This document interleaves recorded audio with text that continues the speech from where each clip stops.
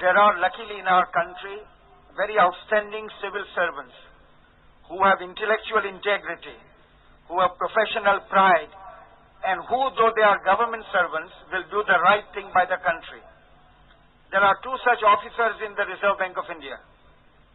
One of them is Mr. S.R.K. Rao, Dr. S.R.K. Rao. The other is Mr. A. Session.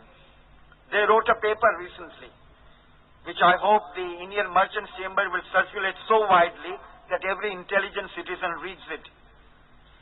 They point out that India is in the danger zone and may soon enter the debt trap. Now, what is the debt trap? The debt trap is a situation where you have to borrow more monies merely to pay the interest charges on your existing borrowing.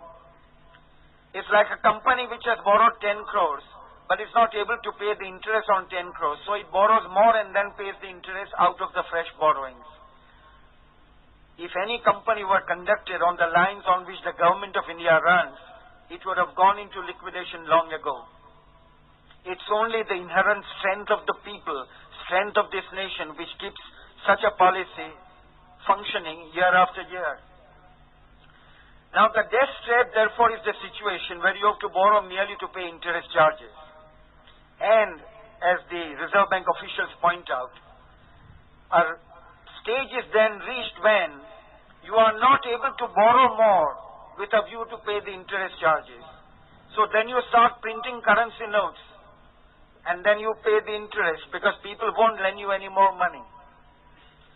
Don't think this is a hypothetical situation.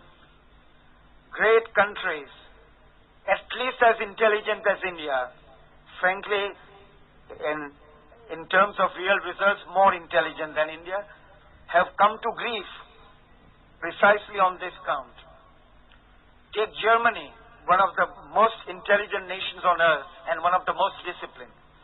They reached a situation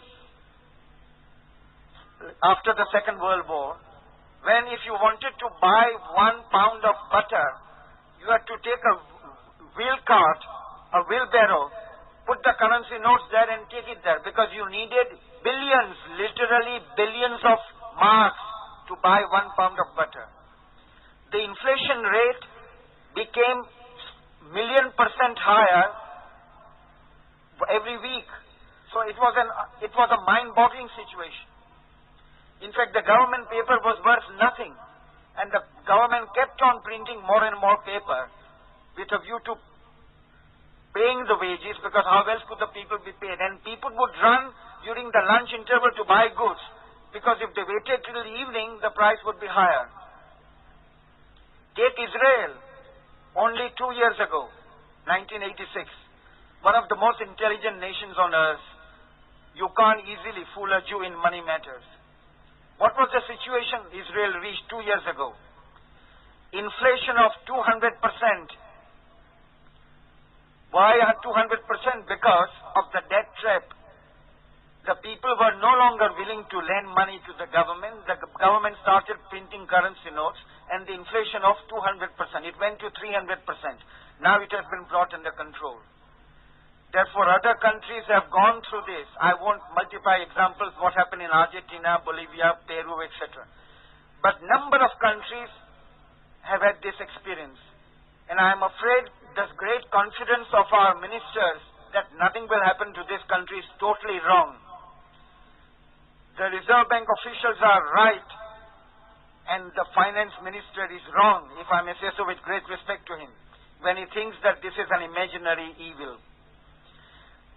And Mr. A. Session points out that if we go on at the present rate, by the year 1992-93, that means in 4 years' time, our interest burden will be more than the fresh borrowings. In other words, we won't be able to borrow enough even to pay the interest charges. What is it if not a debt trap? This, to my mind, puts the nation at risk. And I think the people must know what the facts are. If you are here 4 years later, and if the present policy continues, you will find that the Reserve Bank's prediction is right. I repeat, it's not as if the government is without competent advice. It has got all the talent available in the world in this country, all the knowledge, expertise. The only question is, are they willing to take advice? Economists will tell you how they were called by the finance ministry a short while ago. Number of them, prominent industrialists, prominent economists, I won't mention names. They went there, not one single suggestion has been accepted in the budget.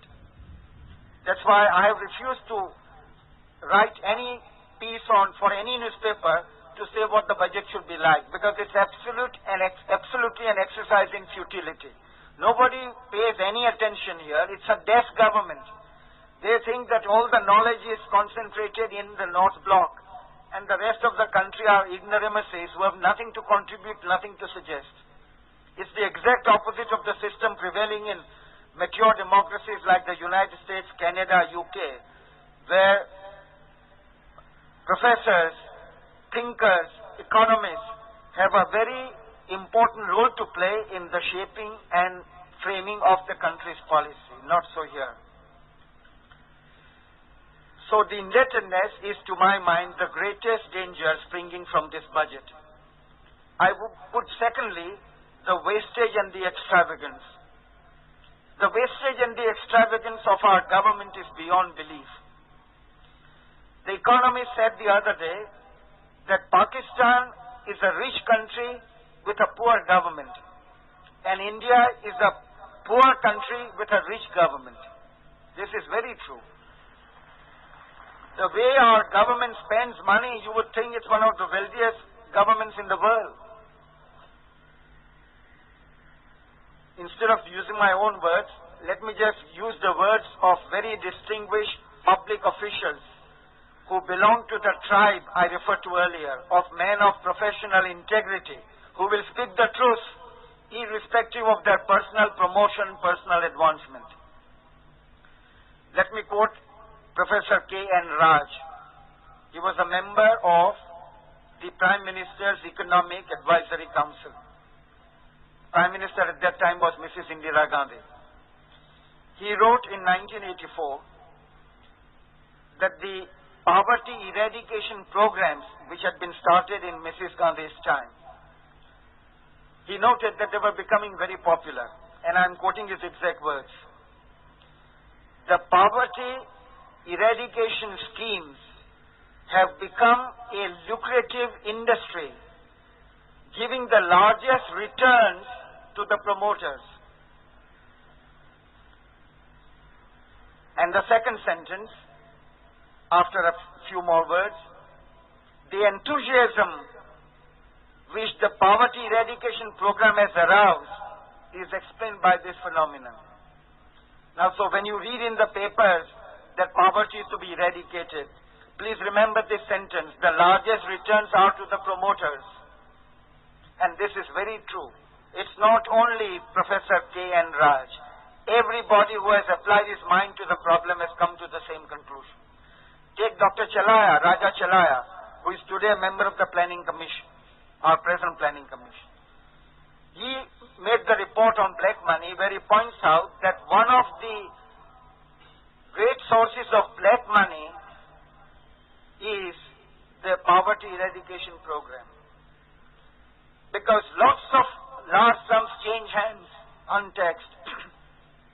And the research workers whom he had engaged reported, and that's mentioned in the report, that between 50 and